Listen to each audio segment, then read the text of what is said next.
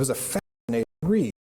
It gets at this idea of a veil of authenticity, that the person writing a textbook knows everything, and we should just take their word automatically. And that's not necessarily true, as every writer of history has their own things that they want to advance. One of the other things that's really important for us as we compare studying history today to studying history that was written in the first century is this focus on the order of time. If you remember your history classes from elementary, middle, and high school, and perhaps even college, you'll probably remember memorizing a wide variety of dates. You probably remembered that the dates of the Civil War, World War II, and there are various other examples. But we always think about history walking chronologically when we study history today. And that wasn't necessarily the case in the first century. If you could please advance the slide, Mr. Whitmer, as we are taking a look at those who were reading and listening, more importantly, to history in the first century. It was very common for history to be oral, as most people were illiterate. Only people with special training or those in the upper class could read, and written materials were very expensive, especially compared to today. It's not like you could walk down to Micro Center and pick up your $1.99 ream of paper and stuff it in your printer and away you go. It was quite expensive and time-consuming to do so as well. But these last two things on the slide are very important, is that history in the first century was written with a purpose. Now that doesn't invalidate the story told, it's just we need to remember that the biases that our modern writers try to hide were not hidden by the writers of ancient history. They were just more upfront about what they were doing. And lastly, the order of time is not as important. These histories were written much more thematically than chronologically, and that is going to give us a new lens on what we read in the Gospels. So with that being said, let's briefly talk about what the Synoptic Gospels are. It's literally seeing all together. That comes from the Greek word synophos. They have all the Synoptic Gospels are Matthew, Mark, and Luke, and they all have similarities in the stories they tell. They have similarities in the sequence in which they tell them, and they have similarities in the wording by which they tell them. So a good example that we used last week is you get a group of friends to go to a Cardinals game, and many of them are going to be focusing on different things. Some will be focusing on the pitching, hitting, or if you're, again, like my kids, you'll be focused on the food. And when you get back, they're all going to tell different stories of that experience of the Cardinal game, and none of them will be invalid, but it will certainly give you a better picture of what truly happened as you went through the day at the game. So we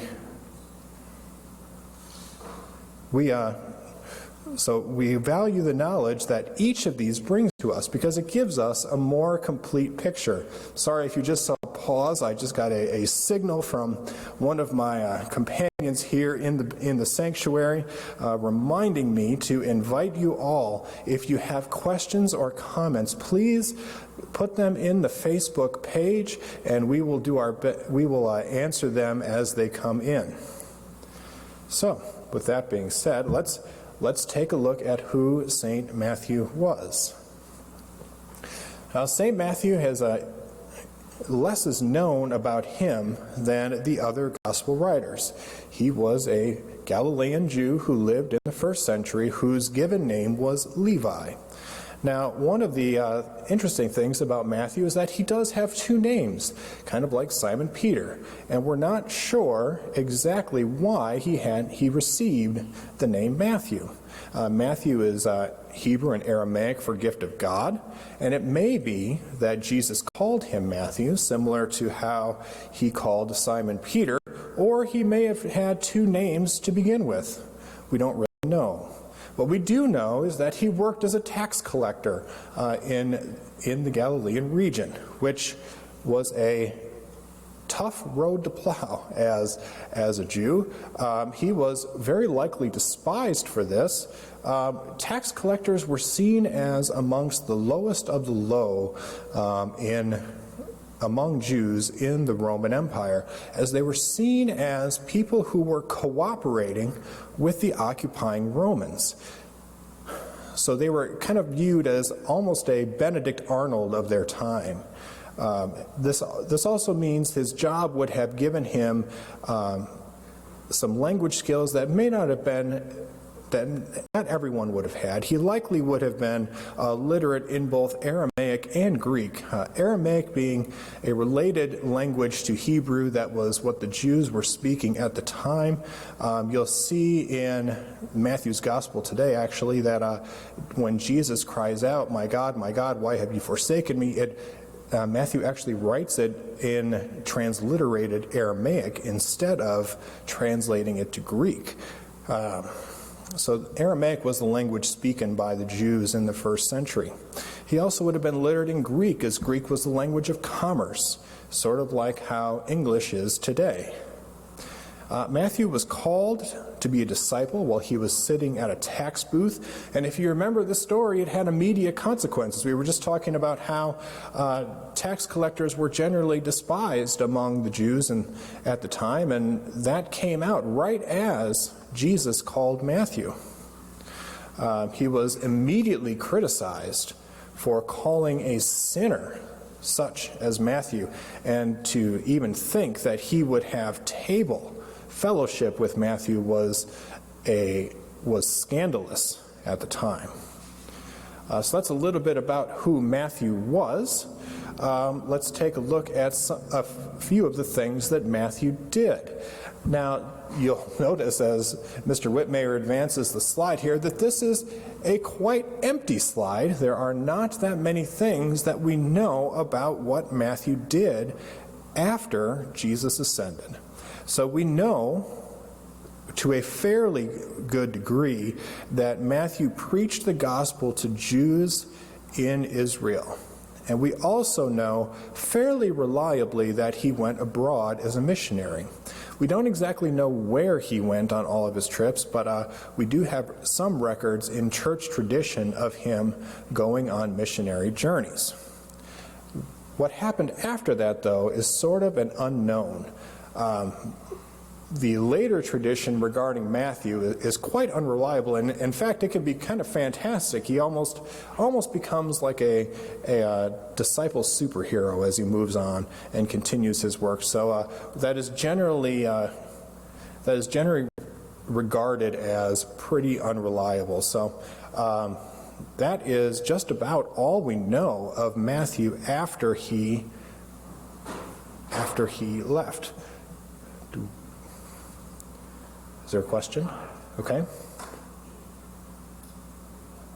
Art mentions that you are correct about histories being often transmitted orally. Herodotus, Josephus, Tacitus, Tacitus, and Plutarch wrote their histories down, but would often give lectures of their various works. Their works were published, and one day at the races, Tacitus actually met some guys he didn't know who had read his books. Was Matthew one of the publicani or tax collectors? Was he one? Was he a publican or a tax collector? He could well have been. He could very well have been. We're not entirely sure. So unfortunately, I can't give you a total 100% answer. We're not entirely sure, but it is possible. Yes. So with that being said, let's move to the Gospel of Matthew. We know that the Gospel of Matthew was written around 50 to 60 A.D. It was written in and for a church composed largely of Jewish converts, and its audience reflects that. Its audience was Jewish converts and Jews whom they were witnessing to. So if you think about some of the items we had here last week for St. Mark's Gospel, they're going to be much different from Matthew's. So Matthew focuses in on Jesus fulfilling Old Testament hopes and Old Testament prophecies. Jesus applies the Old Testament text to various aspects of his ministry. You'll frequently see him walking around with the teachers of the law, quoting the Old Testament to them. And this will be reflected in his attitude toward the Old Testament law. You'll always remember that Jesus had a profound respect for the law as it came to him. This did not stop him, though, from having controversies with Jewish officials. You can think about any of the times that Jesus performed some miracle on the Sabbath with one of the Pharisees or Sadducees there, and they immediately began to criticize him. It deals with the nature of the church in relation to Judaism. This gets to sort of and we'll talk more about this on the next slide, but this gets to the actual structure of the book itself, and that Matthew shows that Jesus comes for the Jews and then for everybody else. And finally, there are untranslated Semitic words in the text. We mentioned earlier the most famous is when Jesus cries out, my God, why have you forsaken me?" on the cross. But another one of my favorites is in Matthew 5:22. There's a word "raka" there that means fool. That's left untranslated there. So that's a little bit about some of the Gospel of Matthew. Matthew has a very distinct progression, and his book is very logically laid out. The first section of the book deals with just who Jesus is. And if we think about that, this is quite important for a Jew, as if you remember, for a Jew, ethnicity is everything. Okay, it goes all the way back to the book of Genesis, when God promises Abraham that his descendants will be more than the stars in the sky, but those will be his descendants. And then, so when Matthew starts out with an extraordinarily long genealogy, okay, it's designed to show that Jesus is truly from the line of David. He is there to fulfill what was coming beforehand. And we all kind of have a tendency to skip over that genealogy, right? I would encourage you not to. Whenever we talk about this in my middle school Christian growth class, we would always make mention I'd always have the kids look through the genealogy and think about some of the names in there, and they would always get stuck when it came to David and Bathsheba, and they would say, "You mean she was part of the lineage of Jesus?" And we'd say yes, because we can always remember that God works through sinners, and that's certainly true of all of us, that God works through means, and that includes you and me and everyone, regardless of the fact that they are still sinful. God still works through each and every one of us. So the first part covers who Jesus is. The second part covers Jesus' ministry to Israel. Okay? He first came to show that he was the fulfillment of the prophecies. And then, finally, his death and resurrection for all people, so that the church no longer is linked to ethnicity, but is linked to faith. So, let's take a break right here. Are there any other questions before we get into the resurrection itself? And if not, then I'm just going to take an opportunity to take a sip of coffee.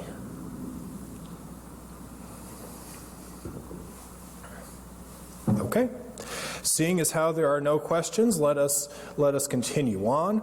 We are going to read the resurrection account from Matthew chapter 28. We'll be reading from the English Standard Version, and the words may appear on the screen for you. If not, and you have a paper text available, you're certainly welcome to use it. And if you don't have an ESV Bible, the words may look a little different here and there, but that's okay. All of our major English translations are reliable. So let us begin. Now after the Sabbath, toward the dawn of the first day of the week, Mary Magdalene and the other Mary went to see the tomb. And behold, there was a great earthquake, for an angel of the Lord descended from heaven and came and rolled back the stone and sat on it. His appearance was like lightning, and his clothing white as snow. And for fear of him the guards trembled and became like dead men. But the angel said to the women, "Do not be afraid, for I know that you seek Jesus who was crucified. He is not here, for he has risen as he said. Come, see the place where he lay. Then go quickly and tell his disciples that he has risen from the dead. And behold, he is going before you to Galilee. There you will see him. See, I have told you." So they departed quickly from the tomb with fear and great joy, and ran to tell his disciples. And behold, Jesus met with them and said, "Greetings." And they came up and took hold of his feet and worshipped him. Then Jesus said to them, "Do not be afraid. Go and tell my brothers to go to Galilee, and there they will see me." While they were going, behold, some of the guard went into the city and told the chief priests all that had taken place. And when they had assembled with the elders and taken counsel, they gave a sufficient sum of money to the soldiers and said, "Tell people, his disciples came by night and stole him away while we were asleep. And if this comes to the governor's ears, we will satisfy him and keep you out of trouble." So they took the money and did as they were directed, and the story has been spread among the Jews to this day. This is the word of the Lord. Thanks be to God. So let us take a look at some of the things that are distinct about this resurrection account. Throughout this portion of the Bible study today, you will see the name Gibbs. That is Dr. Jeffrey Gibbs, who is a professor at Concordia Seminary. I am actually blessed to be in one of his classes right now, and he wrote a tome on Matthew that is approximately 1,600 pages long. So he is our synod's running expert on Matthew. It is not referring to Agent Gibbs, who would, if that were the case, you would see him slap me upside the back of the head while I'm standing here. So we're going to talk about what Dr. Gibbs and some other people have to say about our gospel. So the first headline of this is that Gibbs describes this as the promise kept with one to go. Jesus is raised and will go to Galilee. One of the things that is significant about this account is that it has more spiritual details than the other accounts, and it also doesn't leave us hanging. So we think about Mark's gospel last week. We kind of used the analogy of a season finale, that all of the pieces were there, but the conclusion was left to the reader. That's not the case in Matthew's gospel. He provides spiritual signs to the reader. And we think about what Paul wrote in 1 Corinthians. "For Jews demand signs and Greeks seek wisdom, but we preach Christ crucified, a stumbling block to Jews and folly to Gentiles." These are the signs that Paul is talking about as Matthew details them in his account. Another Bible scholar, Richard France, in his commentary says, "But the emphasis throughout, except the story of the guard, is not on factual proof for the non-Christian world, but on the impact of the incredible truth on Jesus' bewildered and exhilarated followers, on their fear and joy, doubt and assurance. It is with the restoration of their broken relationship to Him, with all that this implies for their continuing mission, that Matthew will conclude this book. So those are some of the details on the overview of the resurrection account. And let's take a look verse by verse for some of these specifics that stick out in Matthew's account. Before we do that, are there any questions? Okay.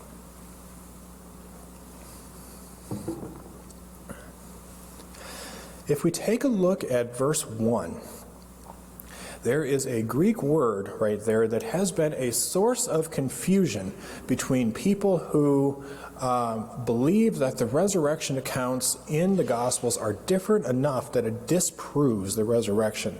And that word is hophe, which in classical Greek means late in the day. Now it also means that in Koine Greek, which is Koine Greek is the kind of form of Greek that the Gospels were and the New Testament were written in.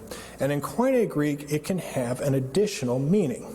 It can mean after instead of late in the day. So those people who say that this word means that the women were at the tomb on Saturday night are not really taking this additional meaning of the word into account. And that's why this can drive some people crazy, but it really is talking about Sunday morning. And then we get to the first day of the week. Similar to time, Jewish days were measured in relation to the Sabbath. The Sabbath was measured as the kind of cutoff for the week, and everything was measured in relation to it. So the first day of the week would be the first day after the Sabbath. So we think about how that tells us this is Sunday, and there's another, this links to the, I'm sorry, I get a little stumbled with my words here. This is similar to how Jews at the time kept track of time, where they did a similar action to what we would consider to be 6 o'clock in the morning. So if you would say it was the 6th hour, that would be what we would consider noon. So if you think about the parable of the talents, when they're coming at the 3rd hour and the 6th hour and the 9th hour, that would be like 9 o'clock, noon, and 3 o'clock. So when we get so that is how we determine that this actually occurred on Sunday and not Saturday. The next part about verse 1 is that it talks about Mary Magdalene and the other Mary. Now, other gospel accounts, in Mark and Luke, add additional people to the scene. And some people said, Matthew doesn't really talk about that, so that must be invalid. Well, that's not really necessarily true. Just because the group names Mary Magdalene and the other Mary, that does not preclude other people from being there. They only named the most prominent people that were there. And this is something you can probably relate to. If you're with a group of people who go somewhere and your spouse or whoever you're with says, "Oh, who was all there?" If there were more than 2 or 3 people there, you may not remember every single person that was there. You may just name the few that are the most important to you or to whoever is asking you. So just because it does not specifically list other people in addition to the 2 Marys, that does not preclude them from being there. So let us move on to verse 2. So Matthew describes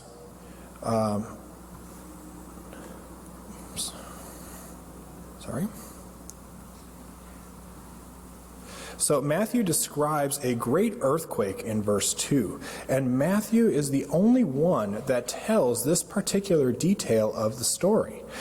This is one of those items that sort of supports the idea that neither Matthew nor Mark copied their gospel from one another.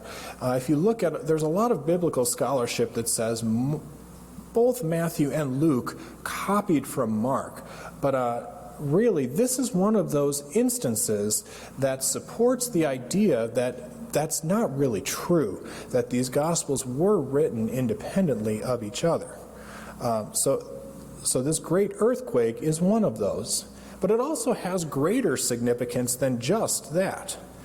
This great earthquake links Easter morning with Good Friday. If you remember, as Jesus is in the process of dying on the cross, there is a great earthquake, and that is listed as an earthquake in Matthew's Gospel. This is listed as a great earthquake, and this gives us an indication that this event that is happening, the resurrection and the opening of the tomb, is actually greater than a greater event than his death on the cross.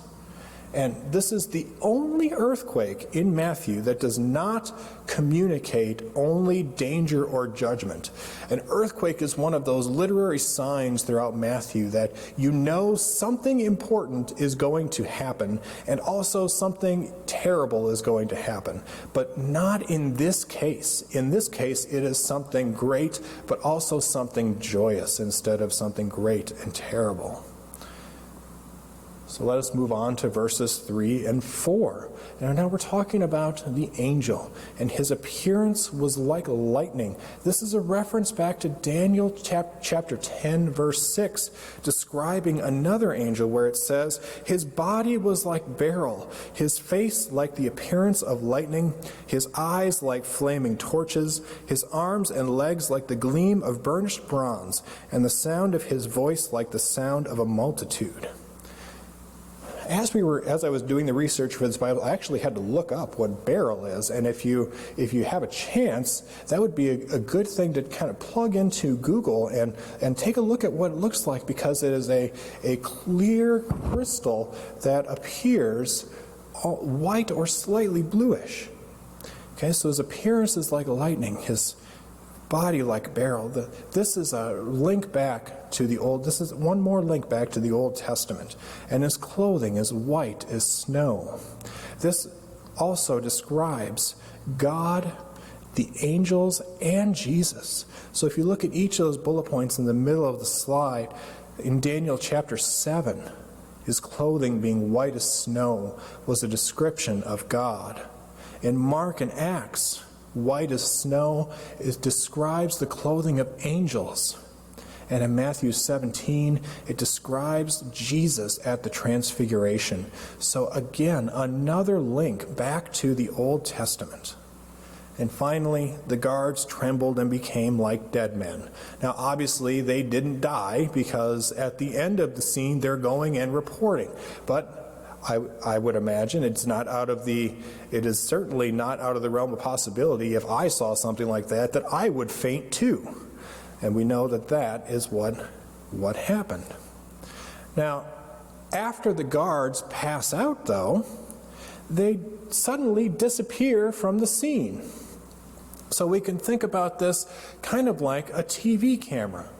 You know, if you're ever watching, say, Law and Order, and you're watching the courtroom scene, they generally only show the prosecutor, the defense, the jury, or the judge. They don't necessarily show all of them at the same time, even though you know that they're still in the room and you know they're still witnessing everything that's happening.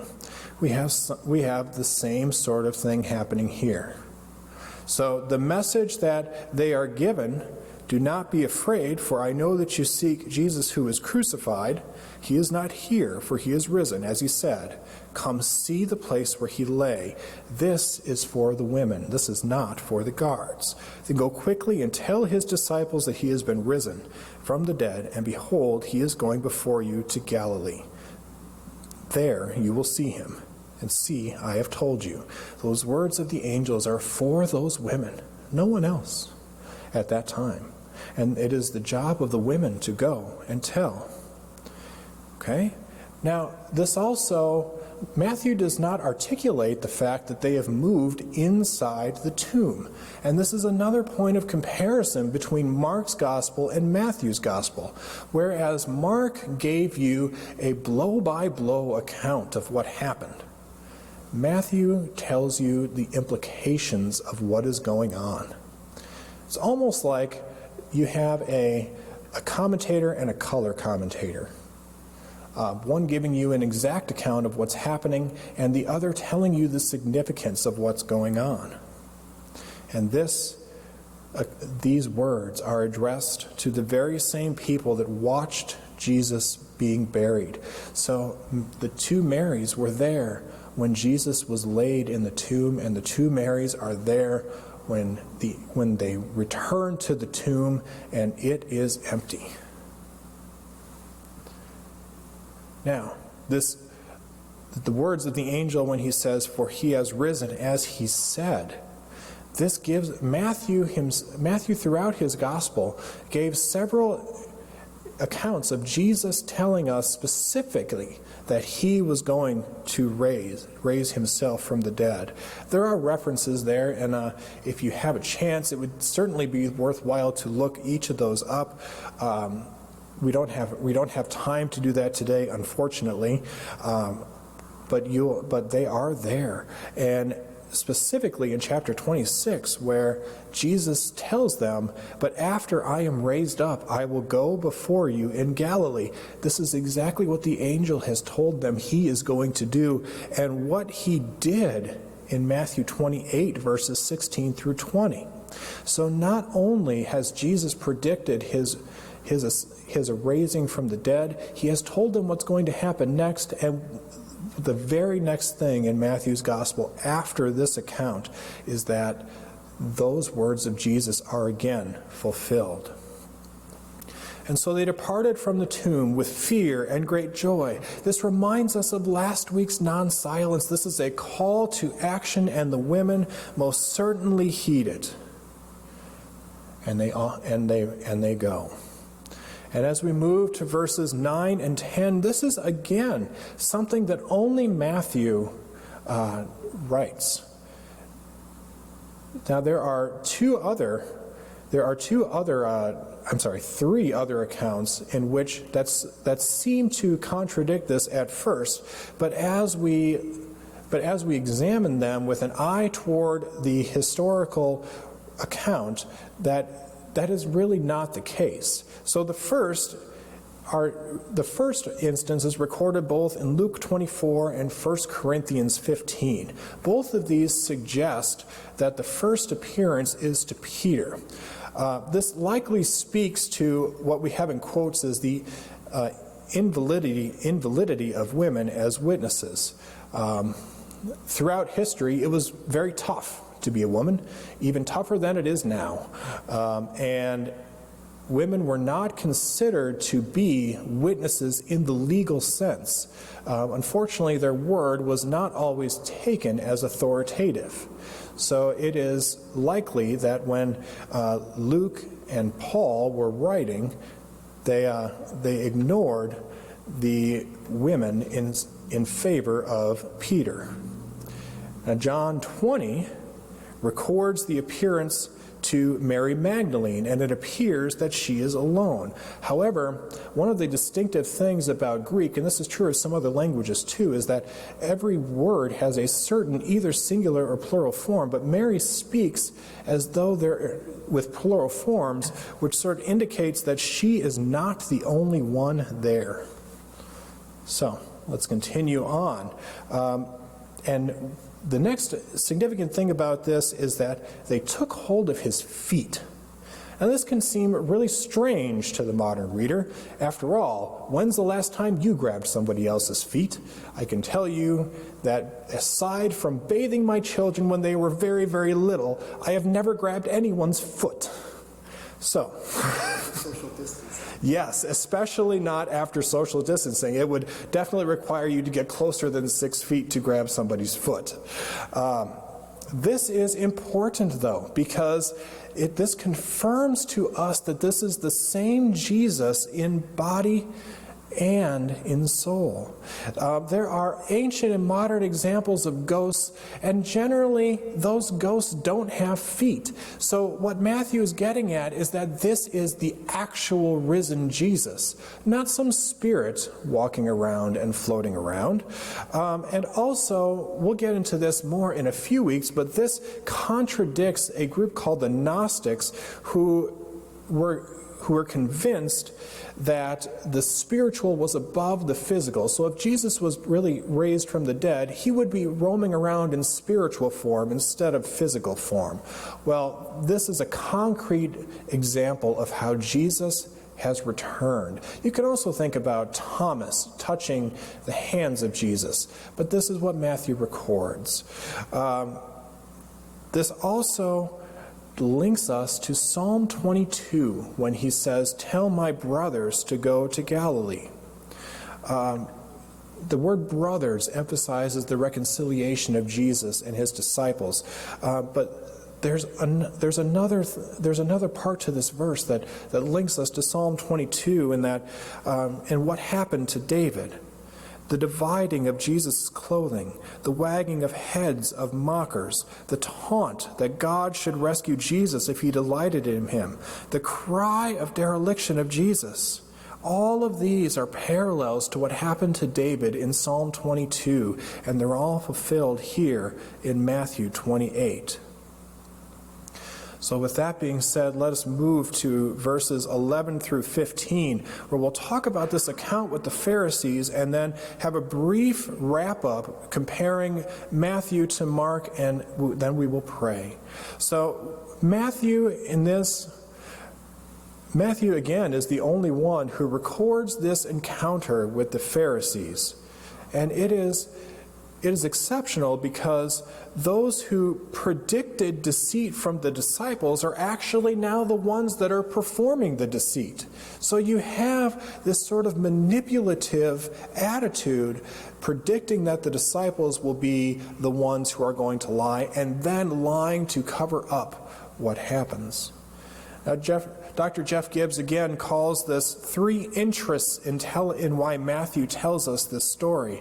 The first is apologetic, in that Matthew wants us to know that he's aware of where this false account came from and wanted his readers to know that as well. Now, we don't really know exactly how widespread this message was, but we do know that it says it was broadcast widely among the Jews. So Matthew wanted us to know and anticipate an argument from potential Jewish converts that Jesus really wasn't risen. The other is theological, and this is what is called the now and not yet. The now is that Jesus' resurrection has already ushered in a new era of salvation and history in the world. The not yet is that people still, to this day, attack the reign of God and will until the last day. And the final is anthropological, and that Jesus provides numerous examples of how unbelief can happen, even in the midst of him. One example of this is in chapter 9, where he talks about wineskins, and how we would rather preserve our old wineskins to the point where they burst. And there are numerous other examples throughout the gospel in which he does this. And also that Satan and other cares of our age choke faith. And these are examples of what he calls stubborn unbelief, that in the midst of everything, they could be witnesses to Christ himself, and they still don't believe. Satan certainly worked hard to undermine the reign of Jesus, but the unbelief of man does not stop the work of God. And this is just one more aspect in which Matthew describes Jesus as the Messiah. So are there any final questions before we begin a sort of quick comparison of the last two of the first two Gospels we've studied? Okay. So we only have a few minutes left. So Mr. Whitmire, if you could please get us on our last slide. We'll first compare the style. In Matthew, it's very deliberate. Matthew has a plan, and he knows where he's going with it. Mark is action-oriented. Matthew is written to Jewish Christians and potential converts, while Mark was written to Gentiles. Matthew emphasizes how Jesus fulfilled the Old Testament prophecies of the Messiah to link him to the lineage of David, whereas Mark emphasized what Jesus did to show his power of true God and true man. This followed into their resurrection accounts, where Matthew's account emphasizes the spiritual aspect of the event, whereas Mark's is a blow-by-blow commentary on what happened that very day. And Matthew, as we said, kind of wraps a bow around everything. He tells you what happened and why it's important, whereas Mark kind of left you hanging like a season finale.